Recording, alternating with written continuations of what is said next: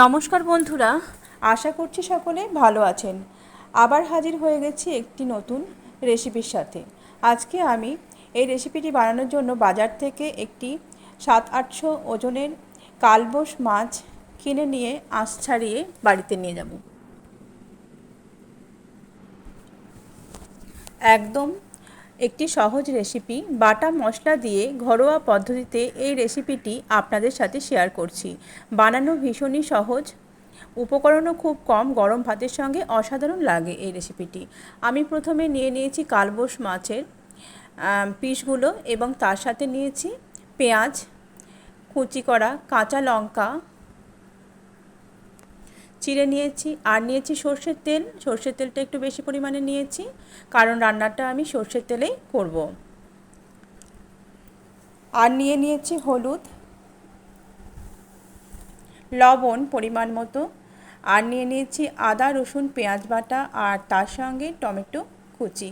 আপনারা এখানে টমেটো পিউরিও দিতে পারেন বা টমেটো বেটে নিয়েও ইউজ করতে পারেন। আর নিয়ে নিয়েছি সর্ষে পোস্ত বাটা। এখানে আমি কালো সর্ষে ও সাদা সর্ষে দুটোই ইউজ করেছি, আপনারা একটাও ইউজ করতে পারেন। আর এখানে নিয়ে নিয়েছি আমি জিরে আর লঙ্কা বাটা, আর নিয়ে নিয়েছি কাঁচা পাকা লঙ্কা চেরা। আর এখানে আছে আমার কাশ্মীরি লঙ্কার গুঁড়ো, জিরে গুঁড়ো আর ধনে গুঁড়ো।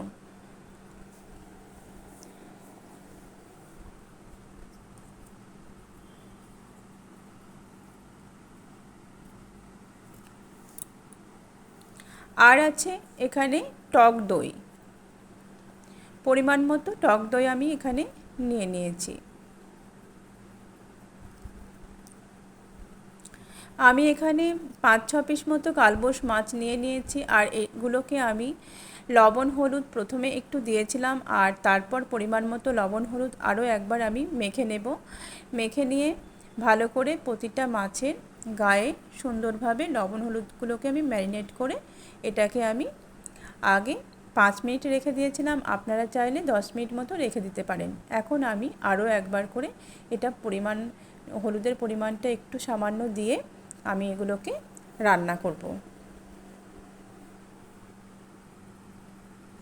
এইভাবে মাছের গায়ে লবণ ও হলুদ ভালো করে মেখে নিতে হবে, যেন এটা সম্পূর্ণভাবে এর গায়ে লেগে থাকে এবং এটা খেতেও সুস্বাদু হয়।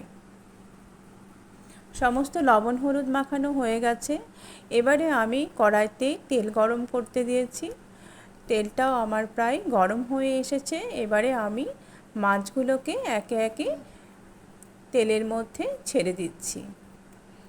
তেলের মধ্যে মাছগুলোকে দিয়ে আমি হালকাভাবে প্রথমে মাছগুলো ভেজে নেব, কারণ অনেক সময় আমরা শুনি যে আজকে আমি যে রেসিপিটা করছি সেটা হলো কালবোশ মাছ ভাপা। এই কারণে এই মাছটাকে আমি হালকাভাবে ভেজে নেব। অনেক সময় আমরা শুনি যে কালবোশ মাছ বা কাতলা রুই এই সমস্ত মাছগুলো কি হয়, ভাপা রান্না করলে একটা আষ্টেনি গন্ধ থাকে, কিন্তু আমি যে প্রসেসে করছি আজকে, এরকম প্রসেসে করলে আপনারা দেখবেন খেতেও সুস্বাদু হবে আর কোনো রকম গন্ধ থাকবে না। তাই আমি এটাকে হালকাভাবে ভেজে নিচ্ছি। এবার আমি মিনিট 5 মতো এটাকে হালকাভাবে, খুব একটা কড়া করে ভাজবেন না, তাহলে এটা স্বাদ থাকবে না, হালকাভাবে ভেজে নিতে হবে। এবারে আমি সমস্ত মাছগুলোকে তুলে নিচ্ছি। আগে আমি মাছের মাথা এবং লেজাটা ভেজে নিয়েছিলাম, এখন আমি পিসগুলো সুন্দরভাবে তুলে নিচ্ছি। মাছটাকে বারবার বলছি হালকাভাবে ভাজবেন, খুব বেশি কড়া করে মাছ ভাজবেন না।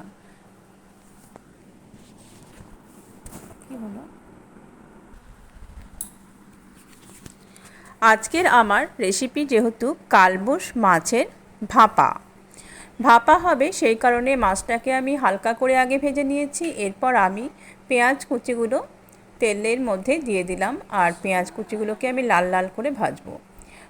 ভাপা করতে আমি যে মশলাটা দেব তার মধ্যে পেঁয়াজ কুচি আর মশলাটাকে আমি হালকা করে ভেজে নেব। ভেজে তারপরেই আমি মশলাটাকে টিফিন ক্যারিয়ারের মধ্যে দেব। তাহলে এইভাবে মশলা ভেজে নিলে কোনো রকম আঁশটেনি গন্ধ থাকে না। এবার আমি দিয়ে দিলাম টমেটো আর আদা পেঁয়াজ বাটা, সঙ্গে আমি 2 কোয়া রসুন নিয়েছিলাম। এটাকে আমি একটু ভেজে নেব তেলের সাথে। এরপর আমি আদা আর লঙ্কা বাটাটাও দিয়ে দিলাম। যারা কালবোশ মাছ কোনোদিন ভাপা করেননি তারা এইভাবে করবেন, আশা করছি আপনাদের খুব ভালো লাগবে। আমার এই সহজ পদ্ধতিটি অবলম্বন করে করবেন। এবার ওই দুটো মশলাকে আমি টিফিন ক্যারিয়ারের মধ্যে দিয়ে দিলাম, তারপর আমি মাছগুলোকে অ্যাড করে দিচ্ছি। প্রথমে আমি ওই মশলাটা ভাজা দিলাম, তারপর আমি মাছগুলো সমস্ত এই কোটোর মধ্যে একে একে দিয়ে দিলাম।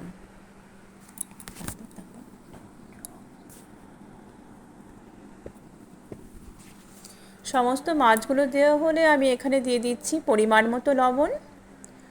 আপনারা যে যেমন লবণ খান এখানে অ্যাড করবেন। তারপর পরিমাণ মতো হলুদ আর একটু বেশি পরিমাণে সর্ষের তেল, কাঁচা সর্ষের তেল এখানে অ্যাড করতে হবে। এরপর আমি কাঁচা লঙ্কাগুলো হালকা করে চিড়ে নিয়েছি, অল্প অল্প করে এখানে অ্যাড করে দিলাম।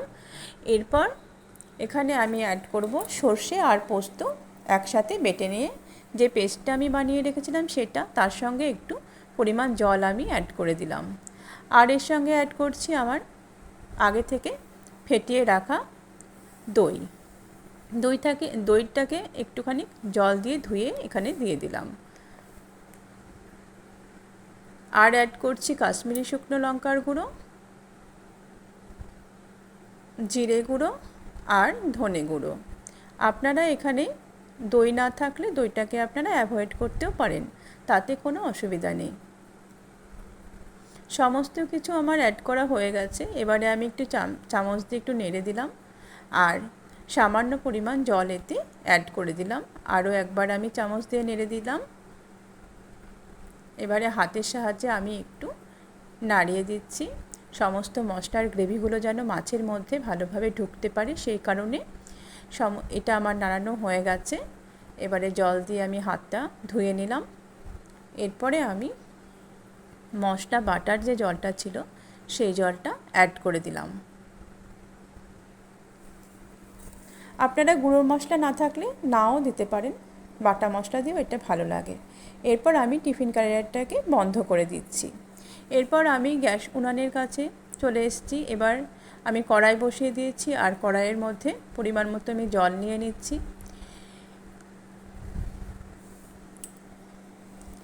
এই জলটাকে আমি একটু গরম হলে তারপর টিফিন ক্যারিয়ার বসিয়ে দিলাম আর ঢাকনা চাপা দিয়ে দিলাম।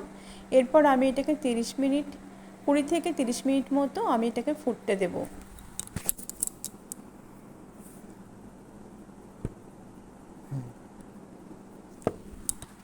দেখুন বন্ধুরা, এখানে জল ফুটতে শুরু করেছে আর আমি একটু বেশি পরিমাণ এটাকে ফুটিয়ে নেব যাতে মাছগুলো সমস্ত ভিতরে সিদ্ধ হয়ে যায়। আমি 30 মিনিট মতো এটাকে ফুটতে দেব। আপনারা 20 মিনিট দিলেও চলবে, 20 থেকে 30 মিনিট দিলে চলবে। হয়ে গেছে 30 মিনিট। এবারে আমি দেখুন বন্ধুরা, খুব গরম, সাবধানে ঢাকনাটা খুলতে হবে, টিফিন কারিটা নিয়ে নিতে হবে।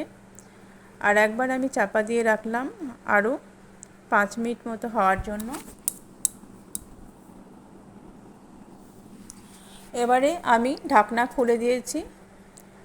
দেখুন বন্ধুরা, একটা সুন্দর সেন্ট বেরিয়েছে আর এর কালারটাও সুন্দর হয়েছে। আপনারাও খুব সাবধানে ঢাকনাটিকে খুলবেন। এবার আমি রেডি করব পরিবেশনের জন্য। এটাকে একটা বাটিতে আমি এটা তুলে নেব। এটা গরম ভাতের সঙ্গে আপনারা রেডি করতে পারেন, অসাধারণ লাগবে, খুবই ভালো লাগে এটা। আপনারা যে কোনো দিনে খুব কম সময়ের মধ্যে এবং খুব কম উপকরণে ঘরোয়া পদ্ধতিতে এটা তৈরি করবেন। এই পদ্ধতিতে অনুসরণ করলে খুব কম সময়ে যে কোনো মশলা ছাড়া খুব সুস্বাদুভাবে এটি তৈরি হয়ে যাবে।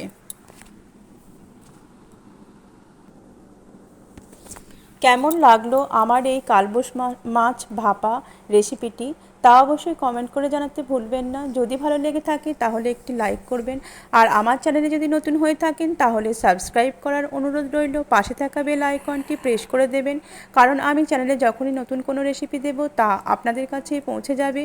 আজকের মতো এ পর্যন্তই, আবার হাজির হয়ে যাব নতুন কোনো একটা রেসিপির সাথে। আপনারা সকলে ভালো থাকবেন, সুস্থ থাকবেন। ধন্যবাদ।